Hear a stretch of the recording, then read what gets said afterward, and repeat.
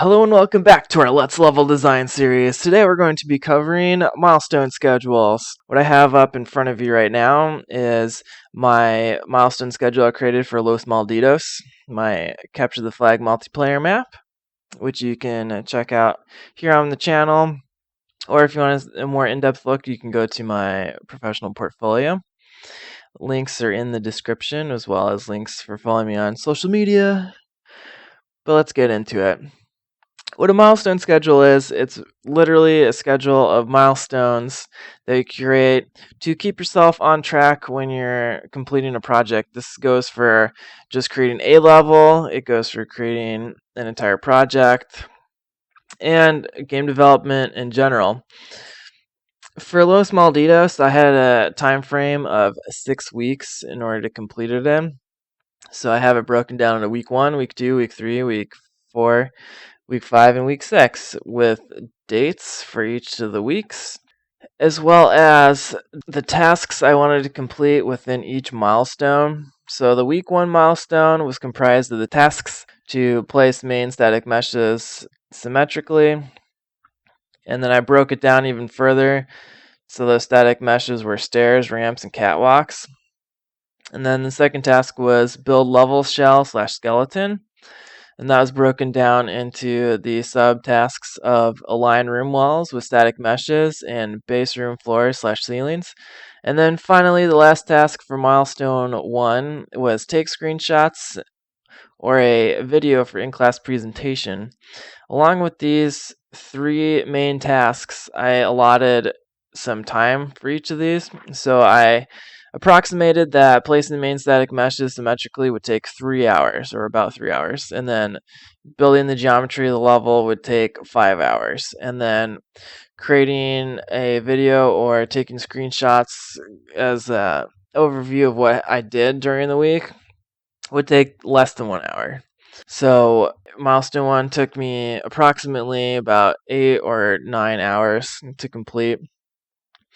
And that was my approximation. It probably took me more hours for week 1, but this is what I allotted myself, like the bare minimum of time I was going to take in week 1 to complete this. And then same thing happens with week 2, week 3, week 4, week 5, and week 6, these major milestones. And the point of a milestone schedule is that you just take however long you have for your project. So whether it's 6 weeks or a year or 2 years or 3 months. So you take your highest category, whatever you want to break them down into, however many milestones you want. You could do by weeks and still have your project go on for 3 years. That's what I would suggest because that's kind of the Scrum method. I'm used to an Agile Scrum method for game development. So I'd break things down into weeks. You could even do like month 1 and then the weeks within that. However you want to break it down, just depends on your time frame. But whichever way you go with setting your big milestones, like I have my weeks here, then you're going to want to put in your tasks for what makes up that milestone. So whether it's completing the geometry or starting the geometry in 1 week, then finishing it the next week, or milestone, if you will.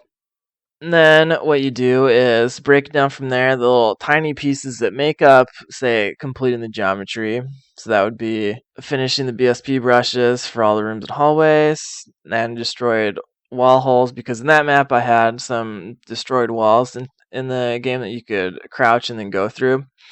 And then add placeholder lighting. This was in there so I could actually work inside the engine because it was all inside. And if you don't have lights in a completely closed off room, then it's just going to be black in the editor. So those are your kind of very basic level tasks that you can do. You can even break it down into what kind of brush you're going to use, or if one of your milestones is to create all the texturing, you could break it down into the specific textures themselves if you're an artist, or if you're part of a team. You can also write in who's responsible for each milestone if you're doing a larger project. But if it's by yourself and you're going to be doing everything, you don't really need to put that in, that you're responsible for everything. But it's another thing you need to think about when you create a milestone schedule for a larger project. And this is all a milestone schedule is just you write down what you're going to be doing, when you're going to be doing it, and how long it's going to take you. And then if you're working as part of a team, who's responsible for it. And that's a milestone schedule. And you can just use this as a guide for whether your project is on track or not, whether you're going to finish it within your allotted time, what's going on, so you can refer back to it and you can talk about what needs to be cut, or if you need to put in overtime in order to complete your project, things like that. And that's why a milestone schedule is so paramount in finishing a project on time, on budget, and delivering the best possible experience you can to players. Now, I'm not going to create one myself just because, as I mentioned in the last video, since I am creating DM Temple as part of a tutorial series for Unreal Editor and for level designing in general, I don't want to hold myself to this strict of a timeline just because the amount of time it takes to record and edit each video and how much effort and detail I'm going to go into when we actually get into the editor for how to use it, so it's more helpful for you, the audience. So I hope you found this video helpful, even though I didn't go and create one from scratch with you. But this is a really good example of a milestone schedule if you're doing an individual project. If you're on a team project, like I said, you can add in way more details, expand out the milestones. You can place in who's responsible for each task. And that's about it. If you found this helpful and you enjoyed it, please feel free to subscribe or leave a like on this video.